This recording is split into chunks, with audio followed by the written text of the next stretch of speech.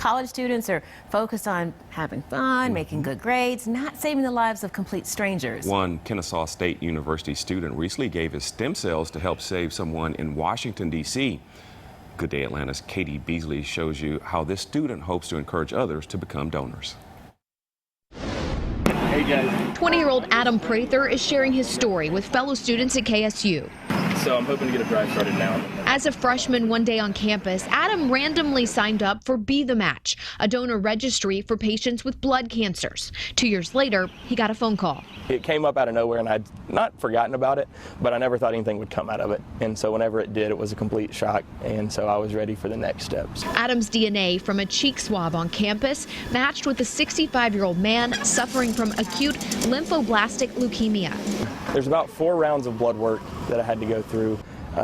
They come back and say that I was a potential match, and then it went into, well, you're a good match, and then it was, you're the best match we could ever get for this certain patient. As a kid, Adam lost a cousin who received a bone marrow transplant. He says he didn't hesitate. He wanted to help this stranger. I've been on the other end of people needing it, and I know how tiresome and longing it is to wait for a recipient to come. So for me to give somebody a chance at life again, I've got to be able to take it. Last month, Adam flew to Washington, D.C. for the 6.5-hour procedure, collecting his blood stem cells. I was hooked up to 2 needles, 2 IVs, 1 in each arm, and so they take it out of one arm, it goes through the machine, and then they put just your blood back in once they get out what they need out of your blood.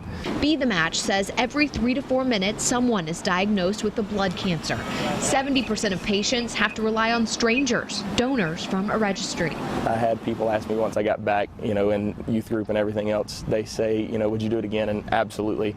If they called tomorrow and said, you're a match for somebody else, can you do it again? I would, as soon as I can, if I need to, I would do it again. Now Adam hopes to keep sharing his positive experience and get more people signed up on that registry. And I've seen the second chance of life that it gives people, but to be able to have that, you have to have people willing to donate. Katie Beasley, Good Day Atlanta. Well, Adam is working with Be the Match and KSU to hold a donor drive on campus in the fall. Be the Match covered all his family's expenses for the trip to D.C. For his donation, he said the professors were very supportive and let him make up work while he was away. Adam hopes to be able to communicate with the 65-year-old man that he helps. Let's hope he does. All right, 7:42 is your time. Up next.